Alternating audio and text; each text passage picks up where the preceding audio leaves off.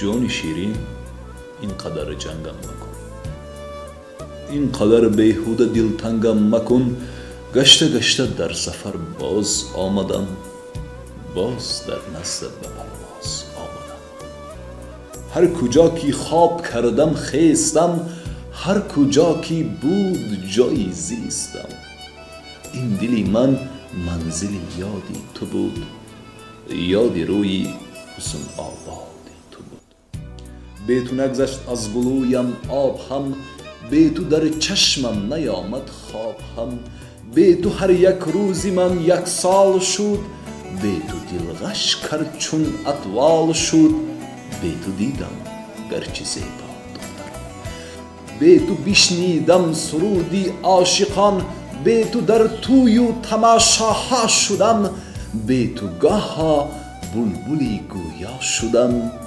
بی تو در وصف زنان گفتم سخن، بی تو در مجلس ها فشردم دستی زن.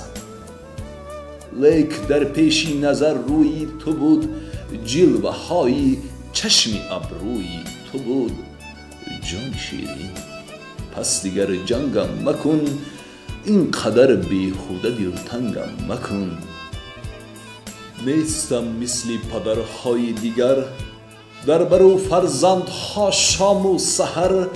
چار گردد چشم آنها در رحم، بوم زند دلهای آنها دم بدم. کو پدر گوید فرزندان ما، می نمایی تو بسوی در نگاه.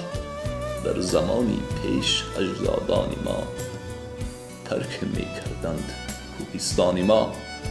بخت می جستند از بیچارگی، مرده می رفتند در آوارگی.